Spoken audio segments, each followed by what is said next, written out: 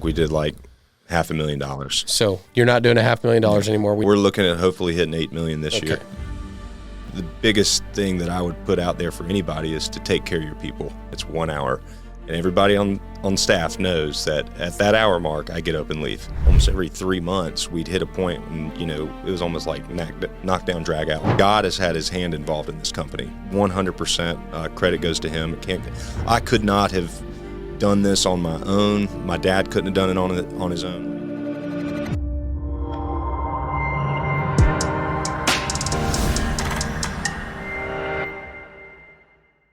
Well, welcome to this week's episode of No Suits Allowed.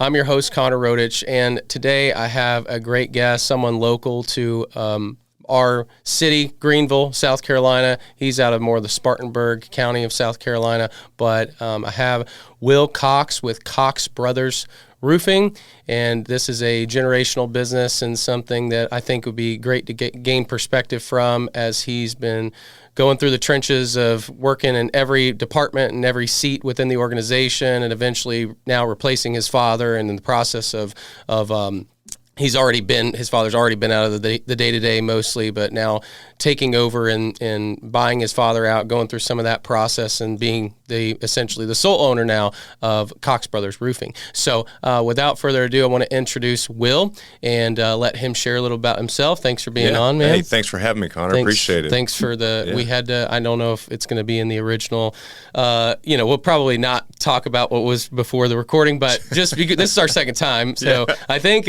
we've had another instance, not like that, but there was another instance where I can't remember what happened, but it was like, I'm glad we're able to do a second shoot, because we our first shoot, we didn't make it happen because we had Ken being a little ill at the time, but we're here, we made it happen, so I'm excited to have you, and just tell us a little about you, tell us about the business, and we'll kind of go from there. Yeah, awesome. I appreciate you having me. I'm glad we were able to make this thing work out. A little bit about me. Grew up in Spartanburg my whole life. And ended up going to Wofford College just down the road, and kind of stayed local. And then after that, I got roped up into the Army. So I flew helicopters for about 9 years in the Army, and flew all over the world. Just me and my wife, and we started having little kids, and she said it's time to go home. And so about 4.5 years ago, we made the hard decision to exit military service and come back home, and I didn't have anything to do. And so Dad, he had been in the roofing industry like most of his career. He had another roofing company that he sold back in 2015, and then he went and started some consulting type work up in the Mecklenburg area, Charlotte area, kind of commuting back and forth. And one of the things that he noticed when he was doing this consulting work up there was this maintenance aspect of the company that he was working with. Had these school district contracts throughout Mecklenburg County. So anytime, a school building or an office building within those school districts had a leak, that company was on the contract to go fix it. And he didn't think there was anything like that down here. And so I'm the oldest of four, so he started Cox Brothers back in 2017. And the intent was maybe that my brothers and I would all kind of come in and work together and, build this thing out. And it just hadn't worked out that way. I'm the only one that's in the business. No offense to them. They've got great careers, great family, and they're doing great. But so he had a buddy, Spartanburg School District 6, and said, hey, how do you guys fix your leaks when it rains? And he says, well, we got to go through the procurement process, and so we got to go get 3 quotes, goes through procurement. By the time the leak is fixed, you got to go with the lowest bidder. It's 3 months after it was reported. And so Dad was like, well, I've got this contract that I've been working with up in Mecklenburg. Let me rewrite it for you, and we'll throw it out through procurement and see who all bids on it. And he started Cox Brothers. He was the only one that bid on it, so he won the contract, and so it kind of worked out. So it started off as just one school district, him on his own. It's kind of like a little hobby for him. He was working, 2-3 days a week, 2-3 hours a day, like just living his life, just doing a great job at it, and really kind of just building the maintenance aspect of the company at that point. And so he did that for several years, and then in 2022, when I was getting out of the Army, he said, why don't you come up here and help me? And, I can help you grow it. I can, give you wisdom, advice on how to build this thing.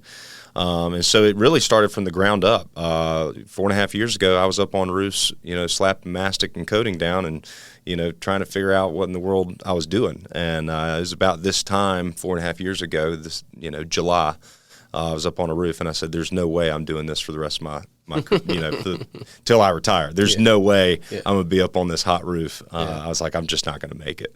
So I had to figure it out. So typical entrepreneurial story, just started knocking on doors, commercial doors, residential doors, just telling them, hey, I can do it, kind of fake it till you make it type deal.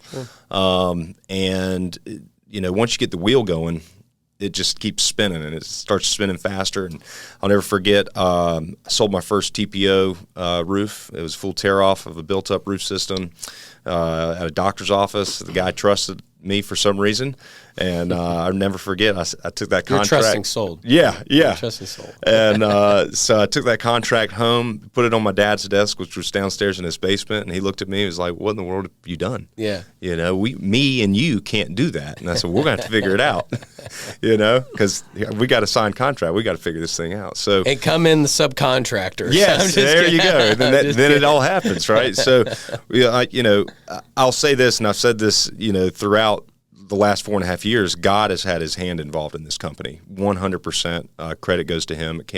I could not have done this on my own. My dad couldn't have done it on his own. Like, God has had his hand involved in this company. And one of the sayings I always say is let go and let God. And I truly believe that. So, we just continue to put our faith in him and let him work through us. And it's been really a crazy journey of just him putting the right people in our lives at the right moments when we needed them, and it's just worked out. And so, awesome. And so we ended up probably 3 years ago, we landed a big shopping center, and that was kind of the catalyst that provided the cash flow for me to go out and start hiring staff. And so I went to church with a guy who was looking for another job. He was in the quality control aspect of Department of Transportation, and he's now my director of operations. So he kind of controls the quality of the products that we're putting on the roofs, which is really a good fit for him. We outgrew our bank, and so there was a guy at church who was a banker, and he had been working me for about a year to try to switch over. And so when we got to the point where we outgrew our bank, I reached out to him. He was like, hey, we'll make it happen. He made it happen. We got the deal done and swapped banks. And it wasn't 4 months later he calls and says, hey, if you ever need a CFO, let me know. Yeah.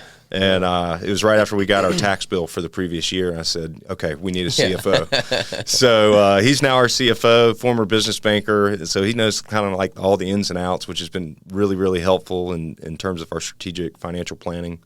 And then, hired another good buddy of mine that I grew up with who was in a car dealership, and his family sold it. And now he's, my director of business development.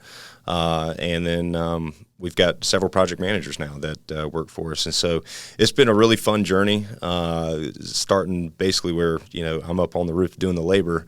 But I've done every position in this company, and now I'm the president, and, it's been a lot of fun. That's awesome. Sounds a little bit of a similar story of someone we had on last with Mr. Hamblin. Do you happen to know Drew Hamblin? I do not, no. He was also, well, he wasn't in the Army. He'd hate for me to say that. He was in the Navy, but he was a helicopter pilot and did helicopters and do Japan and all that sort of stuff. And he actually offices in the lower level of this building. And I'm not trying to give him a plug, but it's just funny because your story is very similar to did this military thing and came in implementing some of those practices. So that's cool. I just figured I would ask. Going into a little bit of did you have any did you just go straight in from high school or college and go into the Army? Is that what you did? Yeah, so went to Wofford College, did ROTC there, and so was on scholarship. And no other work experience previous to that? I mean, just go straight in the Army and then come out. So this is this has been your only employer in a sense. Yeah. I mean, maybe besides some high school gigs. Absolutely, high school gigs. I worked for Dad on a roof, so I had a little bit of a roofing background. With his prior company, but I flew helicopters all over the world. So civilian-wise, didn't translate very well to really anything, except I was a Type A guy, just motivated. hungry. I'm sure you learned some things from the Army, though. Oh, yeah. And, going through all that. Yeah, Absolutely. That's good. Yeah. So, going on to the early days, I mean, you worked your way through the ranks, obviously. When you go, you talk about like the early days of working with your dad and going through that, was that all like pretty well good times, or was it like, no, I mean, I was laughing. So but I'm saying, like, did you and your dad just fit really well, or was there issues, or was there, so talk a little about that. Yeah. So, man, I had a great childhood, loved my dad. But being in a family business is tough. And, trying to figure out how to grow something and, when he's the owner and, he obviously makes the final decisions on everything. But, we went through a lot of strife. It felt like almost every 3 months we'd hit a point when, it was almost like knock down, drag out, disagreements with stuff, because, I had all these visions and plans for our future and like where I wanted to take this thing. But I needed him to humble me. I needed him to sit there and say, we can't do that yet. We're not at that stage yet.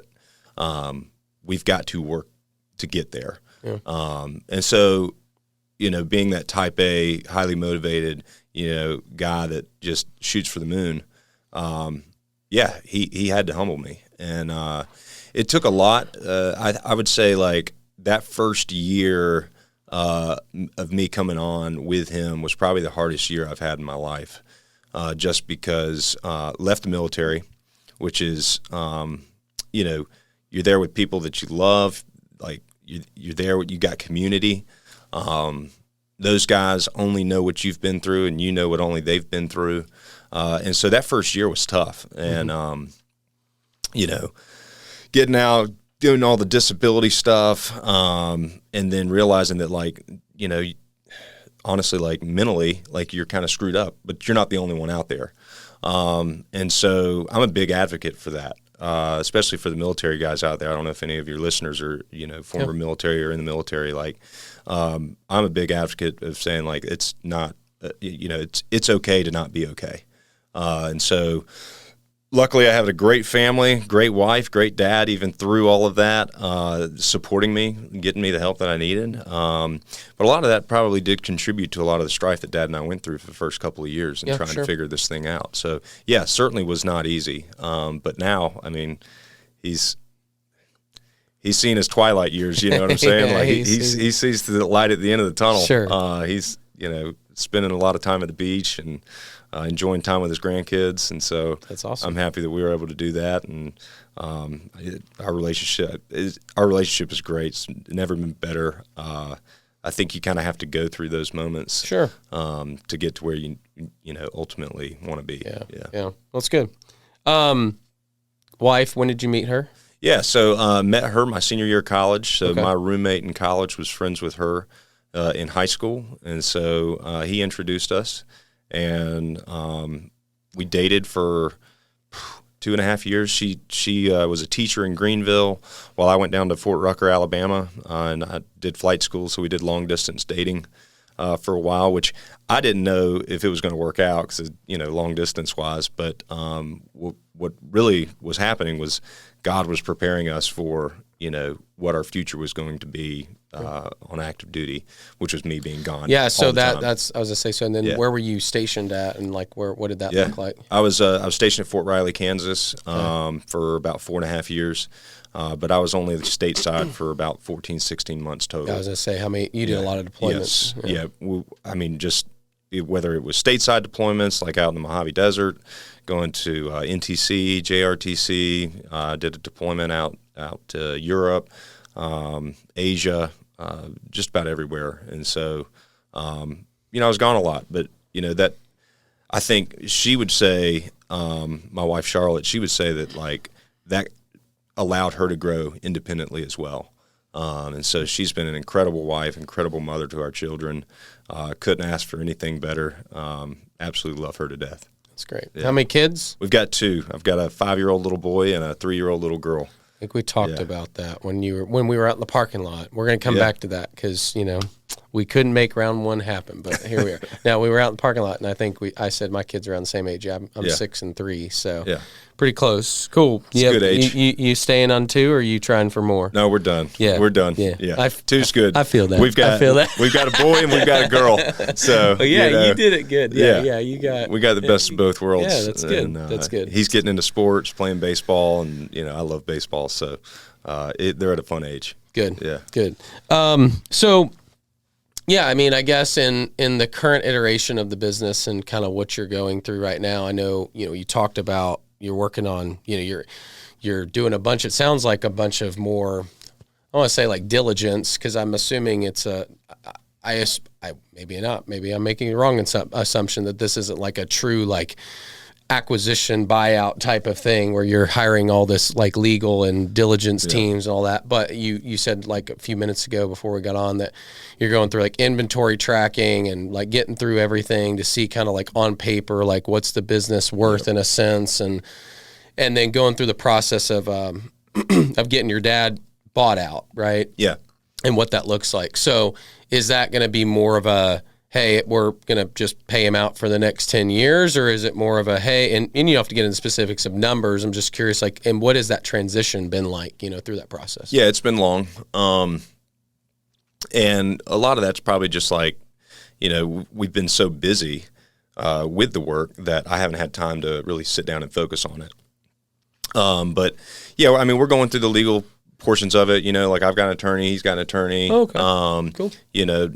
Nothing like,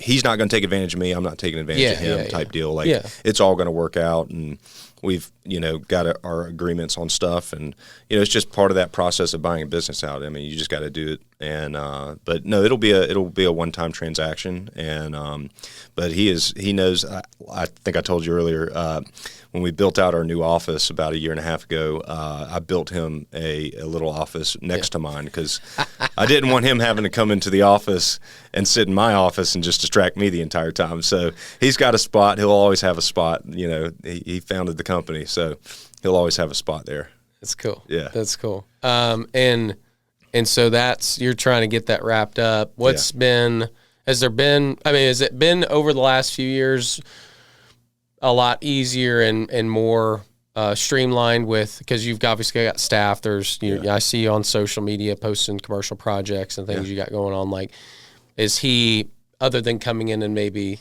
being a little bit of a distractor at times in the office, like, is he that stuff's pretty much out in the rear view in terms of your relationship and stuff like that. Yeah. So then now what are the bigger challenges now as you grow? I mean, like when you started the company, give us just some reference of like top line that the business was doing whenever like you joined your dad. Like what was the business doing at that time? Yeah, we were doing, I think our first year I came on board, I think we did like $500,000. Okay, so you're not doing $500,000 anymore. We know that. So like when you talk about where the business is now, what's the top line value of the business? We're looking at hopefully hitting $8 million this year. So 500,000 to $8 million, and obviously in that there's a lot of change. So is there?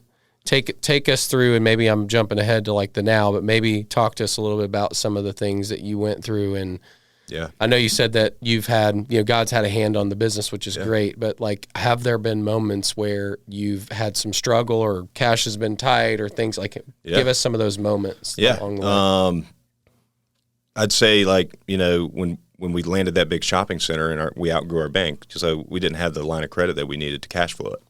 And so working through that process and trying to figure out like, all right, how do we cash flow this? We don't have enough cash on hand to float the material costs. Sure. We're working with a GC, so you're not going to get your money for 30 to 60 days. So, working through that and trying to figure that out was where, our CFO was able to really come in and help us. And he was the banker at the time. And so we walked through that process, which I, prior to that had no experience doing. And then, there's been times where, money's been tight. Even, I'd say at the beginning of this year, we went through that massive drought. Yeah. And maintenance is a huge part of our business. It's the backbone of the company. And so now we've got contracts with Lexington County, Spartanburg County, Greenville County, Anderson County, and Cherokee County, where we service a lot of their schools anytime it leaks. Well, if it's not raining, no one's calling. Yeah. So, we had a pretty good sized drought this year, and that really slowed down our maintenance operations. Now, luckily, we had a lot of re-roof projects with GCs going on, so that was able to kind of float us. But I mean, you got to tap into your line of credit, to make sure that bills are paid and things like that. And then, when the cash comes in, you pay that. Sure. Pay it back down. And so just trying to balance that. I mean, it's really a cash flow business. And what's great is that, this business translates very well with other industries. And so one of the things I try to heavily rely on is my business development director. His family owned a bunch of car dealerships in Spartanburg, and he ran the Volkswagen and the Honda store for them. And so he was, essentially a business owner, a business manager, in a sense, and I've relied on him for advice on what to do, and he's been able to give me some great advice and work through things. And then same thing with my dad. Even though my dad's, kind of moving out of the business, he's still there to provide wisdom and insight. I mean, this isn't the first business he's owned. Yeah. And so just relying on people that have more experience than you and not being too prideful and thinking that you know everything has been key. I try to surround myself with the right people, and I think that that's probably the fastest way to be successful is just putting the right people in your life and surrounding yourself with them and having people that'll tell you no. And that's one of the things I've always said, coming from the military, a lot of your bosses just want to hear yes. And I was never that guy. I would tell my boss all the time and be like, sir, I don't think that's a good idea. And that, it doesn't always go well, especially in the military aspect, but those are the kind of people that I want to surround myself with, so that, like, if I'm making a decision that may not be a good decision, at least I know that I've got a team behind me that's going to sit there and say, hey, Will, that's probably not what we need to do. Yeah. Let's do it the other way. Yeah. And so it's, surrounding yourself with the right people. It's a good nugget. That's good.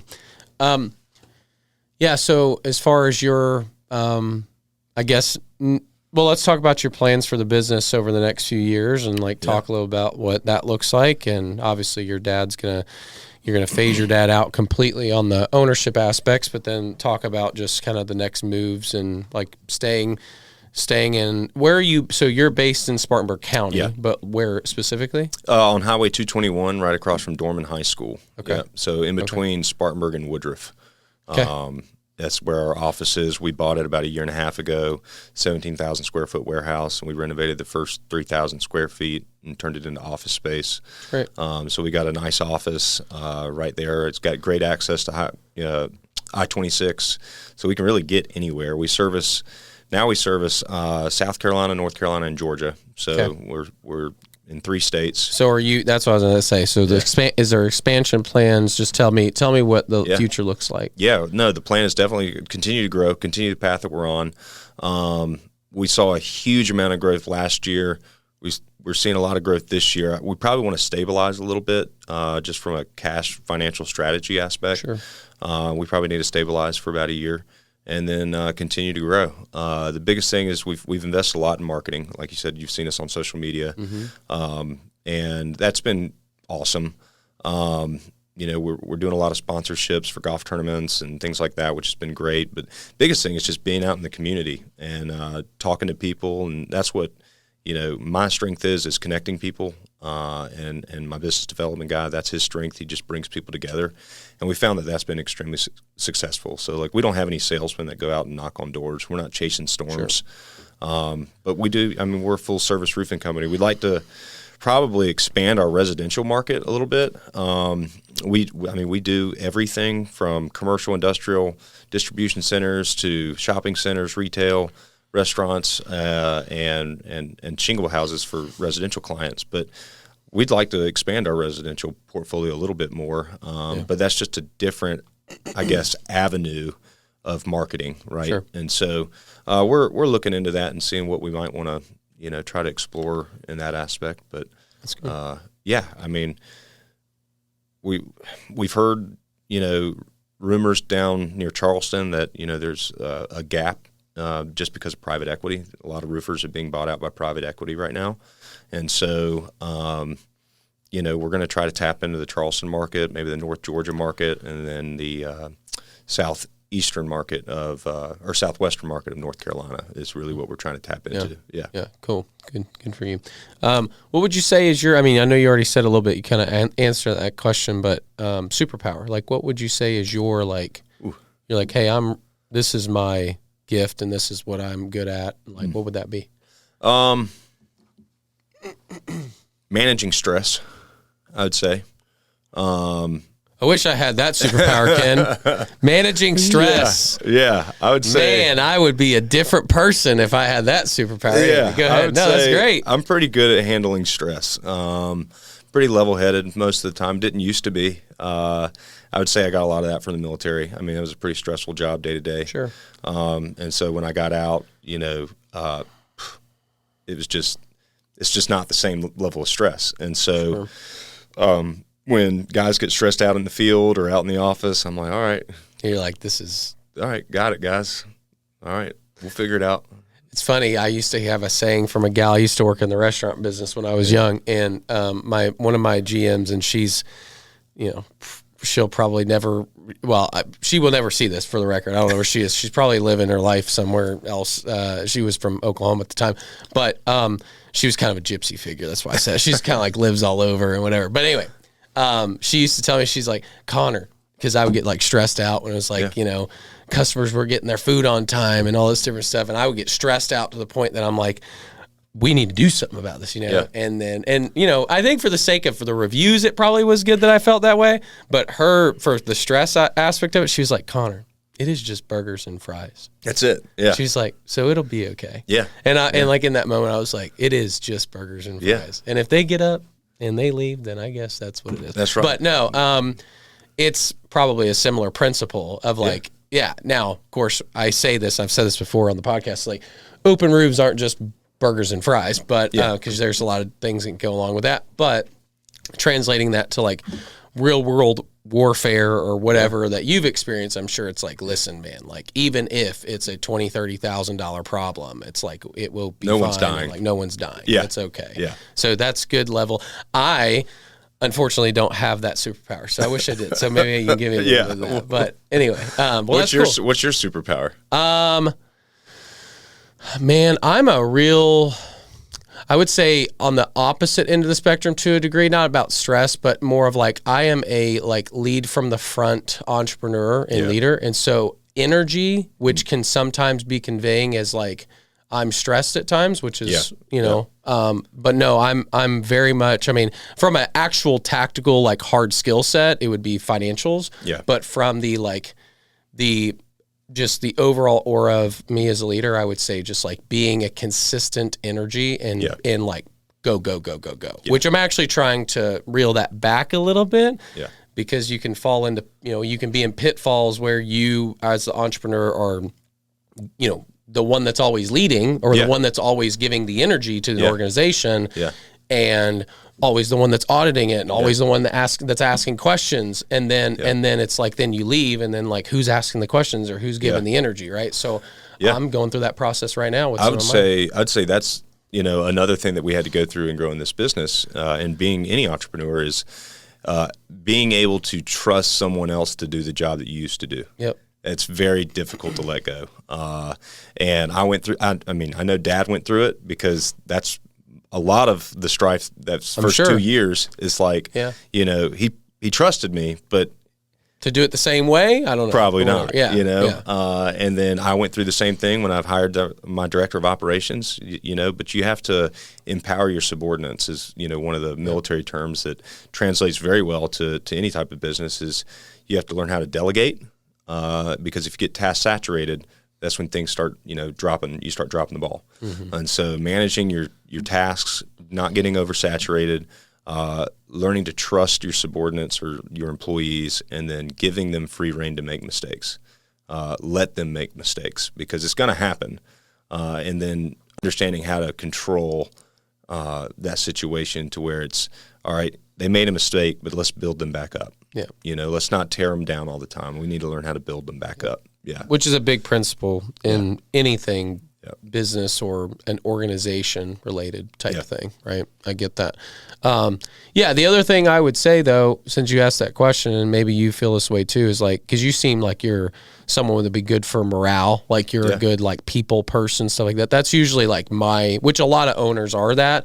Some aren't though. Like I would say some are like, devastating to the morale and the culture of their business, because even though they've created a great business, then sometimes they get lazy or they get complacent, and then they've got other drivers in the business that can that want to like do things, and then they're shooting it down or creating negative culture. I would say that's obviously less frequent, but for me I'm just a people person. So like I like to I'm the guy that's always like, hey, I want to give a bonus, or I want to do this, or I want to do, and then it's like sometimes that can work as a negative, because then I'm like, oh, I feel like I need to do this, and I'll have to talk to my VP and be like, am I doing too much here? Because like I feel like I might be like I don't feel like I am, excuse me, but these been frequent times like this where you've been like, hey, this is too much. You should not have done that for this person, or you should take a step back. So do you fall into the similar? Absolutely.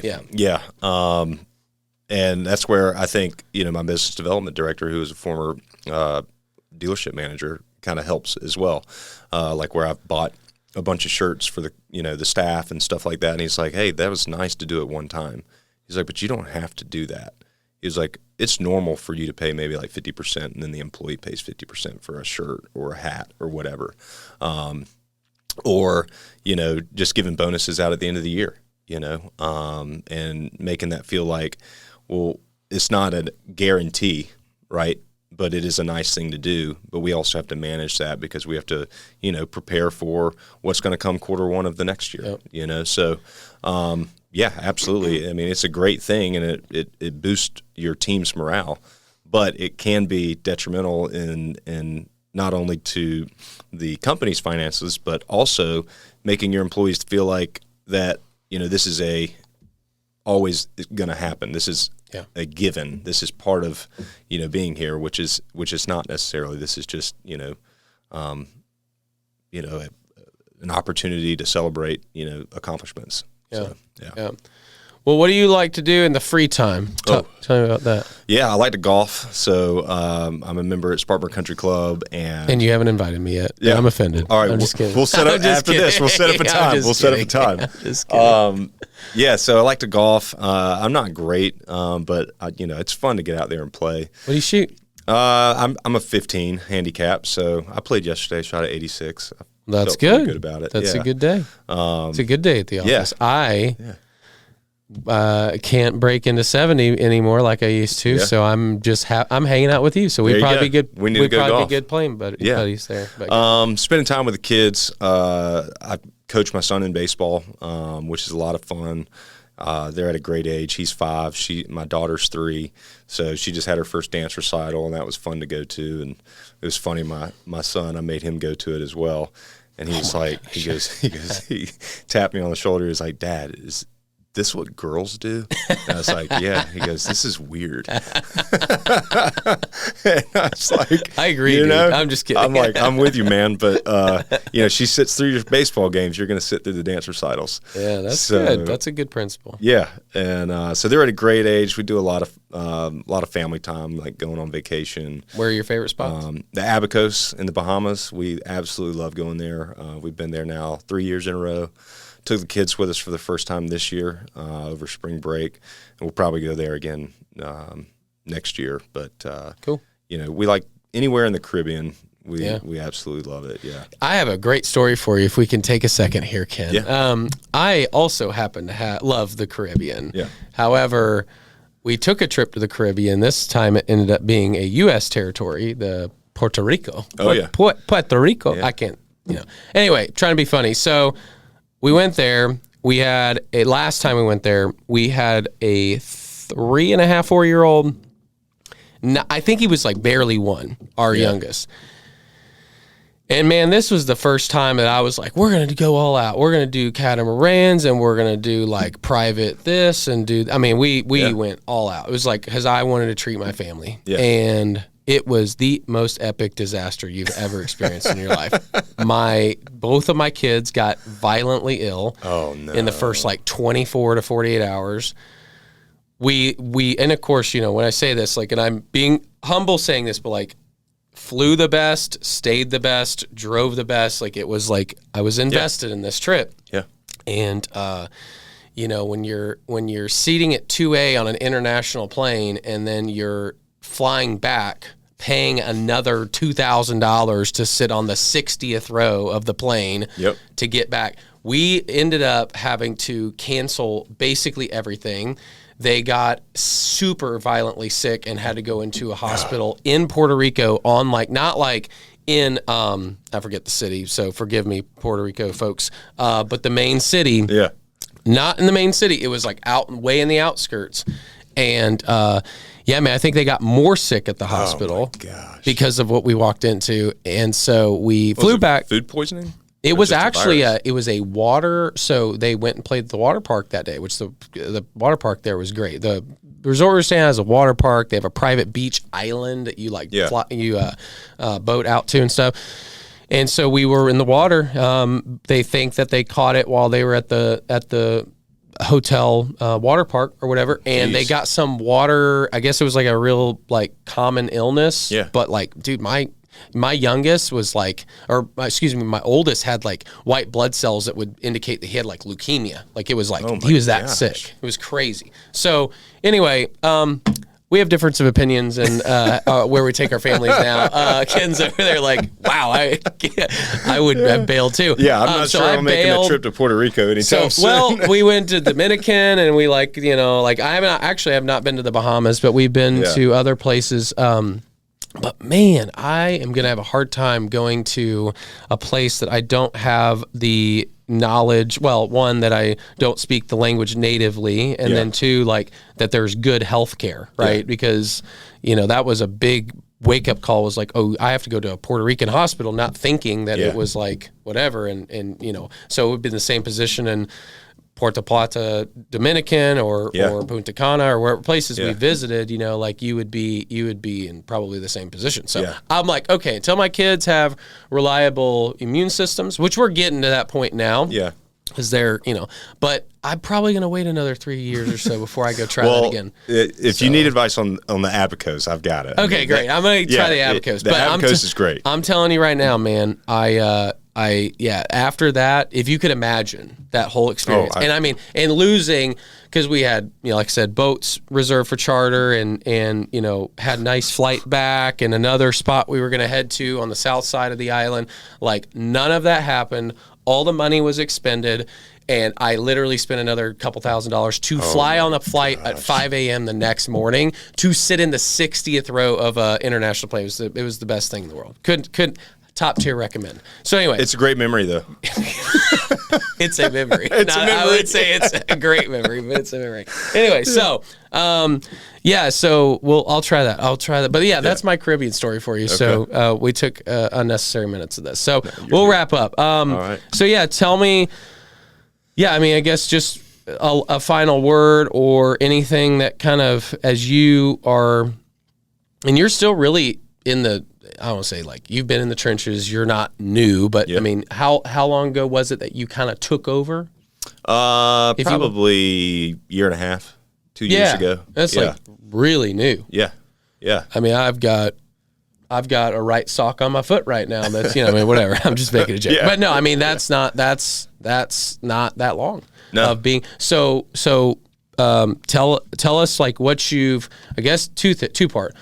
What have you learned the most being in the position you've been in and kind of walking into this, and and you seem like a humble guy and someone that's like really is a wanting learner, like someone that's not just coming in like I know it all, whatever. Mm-hmm. Obviously you worked in the business, you worked through the ranks, but now being in the seat, like what have you learned the most through that process, and then what would be your final word that you'd leave with folks? I would say the one thing that I've learned the most is to sit back and listen. To everyone on your team, whether that's your laborers, your project managers. I try to be the last one to speak in a meeting. I don't like meetings at all. And so we have one scheduled meeting every week, and it's Monday, and it's 1 hour. And everybody on on staff knows that at that hour mark, I get up and leave. Because in the military, we had meetings to prepare for the meeting, And that was the one thing that I was like, I'm not doing meetings. And so we have one meeting. It's 1 hour. If it's over, I leave. They all know that. But talk about trauma with the meetings from the Army. Yeah. My brother would say the same thing because he's an Ranger. He has been for like a decade, and I think he's told me that before. That you have like 5 meetings for the meeting. It's ridiculous. It doesn't even. Yeah, it's just a waste of time. So, biggest thing I've learned is to listen to people, especially in those meetings. And typically, like the loudest person in the room is the person that probably says the least.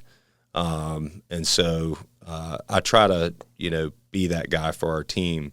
And let them make decisions and empower them to make the decisions. But when they need me to make a decision, I'm there to make the tough decisions. And I'd say the biggest thing that I would put out there for anybody is to take care of your people. Learned that in the military. I was a big believer in that. If you take care of your people, they'll take care of you. Like, you're not going to be successful on your own. You have to have a team. And so if you take care of your team, I promise you they're going to take care of you. They're going to work for you. They're going to work hard for you. They're going to do the right things, and instilling that character in them to do the right thing, not to cut the corners, there's going to be mistakes on a job, and that's okay. We're going to figure it out. But, that's one thing that I would say that our company stands behind is we stand behind our work. And if something does happen, we'll take care of it.